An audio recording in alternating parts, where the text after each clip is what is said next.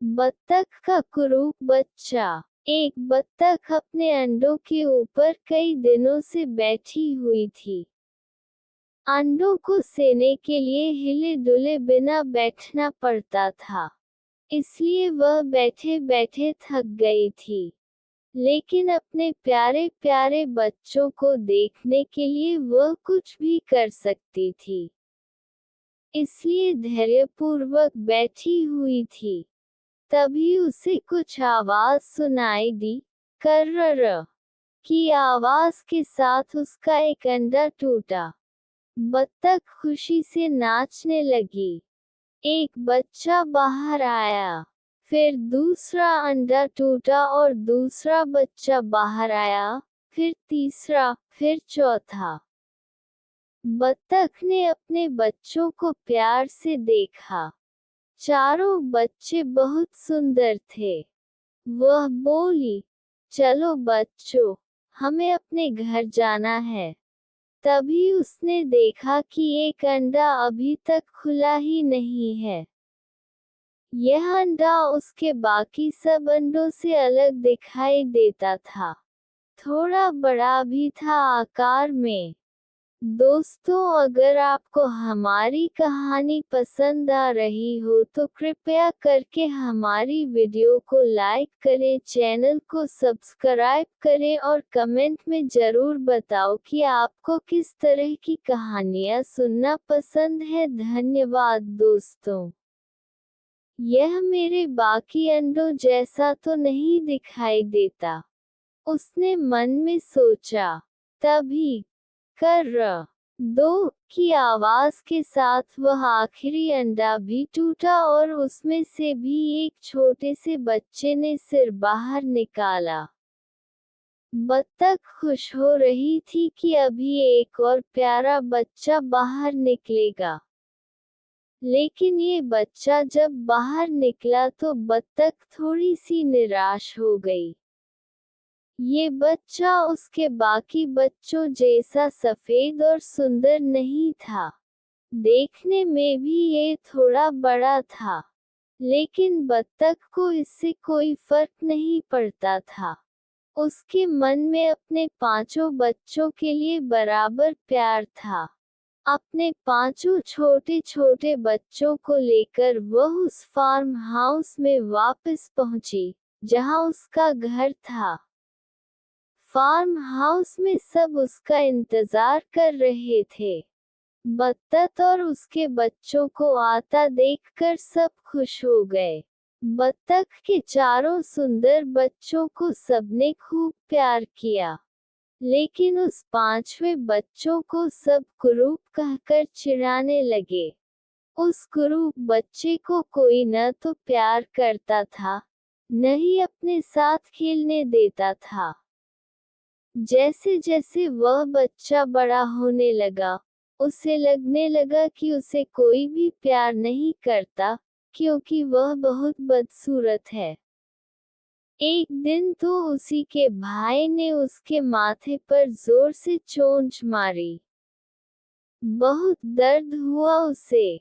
उसके माथे पर बिंदी जैसा निशान बन गया। दुखी होकर उसने निश्चय किया कि वह घर छोड़कर चला जाएगा। वह चुपचाप चलता चलता फार्म हाउस के पीछे वाली झील के किनारे आ गया। वहां कुछ और पक्षी रहते थे। उन्होंने बत्तख के कुरूप बच्चे का स्वागत किया। कुरूप बच्चा वहां रहने लगा। शुरू शुरू में उसको अकेले रहने में परेशानी हुई, लेकिन फिर धीरे धीरे वह सीख गया। एक दिन उस झील में कुछ बहुत ही सुंदर पक्षी उड़कर आए। वे एकदम चमकदार सफेद रंग के थे। लंबी गर्दन थी उनकी। पीले रंग की चोंच और काली आंखों वाले ये पक्षी अपने लंबे लंबे और सफेद पंख फैलाकर उड़ सकते थे। ये हंस थे, जो बत्तखों के राजा माने जाते थे। बच्चे ने उन्हें देखा तो मन ही मन सोचने लगा, काश कि भगवान ने मुझे भी उन जैसा बनाया होता। लेकिन मैं इतना कुरूप है कि चाहे जो भी कर लूं, लेकिन इतना सुंदर कभी भी नहीं बन सकता। अपनी कुरूपता के बारे में सोचकर ही वह उदास हो जाता था। लेकिन वह जानता था कि वह कुछ नहीं कर सकता था। हंसों को देखकर उसने भी अपने पंख फैलाकर उड़ना चाहा, लेकिन वह उड़ नहीं पाया। फिर सर्दियां आ गईं। झील का पानी ठंड से जमने लगा। सब पशु पक्षी अपने घरों में जाकर छिप गए। लेकिन उस छोटे बच्चे का तो कोई घर था ही नहीं। उसको उस झील के ठंडे पानी में ही रहना पड़ता था। बड़ी मुश्किल से वह अपने चारों ओर के पानी को जमने से न रोक पाता था। इसके लिए उसे लगातार अपने पंख चलाते रहने पड़ते थे। जब थक जाता था तो थोड़ी देर सो जाता था। बड़ी मुश्किलों से सर्दियों का मौसम बीता। फिर बसंत ऋतु आई। चारों ओर हरियाली थी। फूल खिल रहे थे। पशु पक्षी अपने घरों से निकल आए थे। बत्तख के उस कुरूप बच्चे ने महसूस किया कि इन कुछ महीनों में वह भी काफी बड़ा हो गया है। उसकी गर्दन लंबी हो गई थी। उसके पंख भी बड़े बड़े हो गए थे। झील का पानी जब पिघलने लगा तो उसने अपनी परछाई पानी में देखी। उसने देखा कि वह काफी कुछ उन सुंदर हंसों जैसा दिखाई दे रहा था, जो कभी कभी वहां आते थे। उसे अपनी आंखों पर विश्वास नहीं हुआ।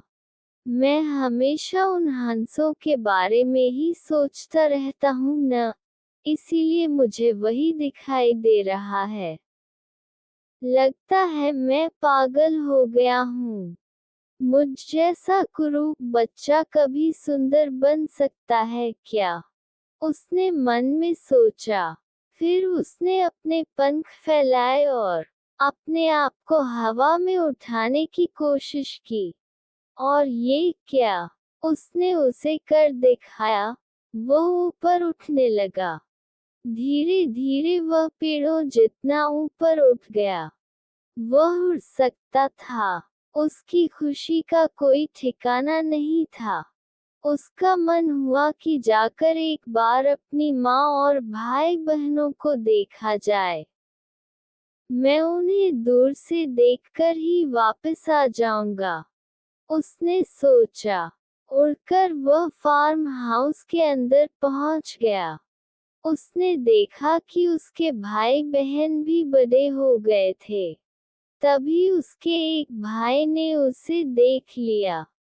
ये वही भाई था जिसने उसे अपनी चोंच मारी था। वह चिल्लाया, ये देखो कितना सुंदर पक्षी है। लगता है ये कोई हंस है।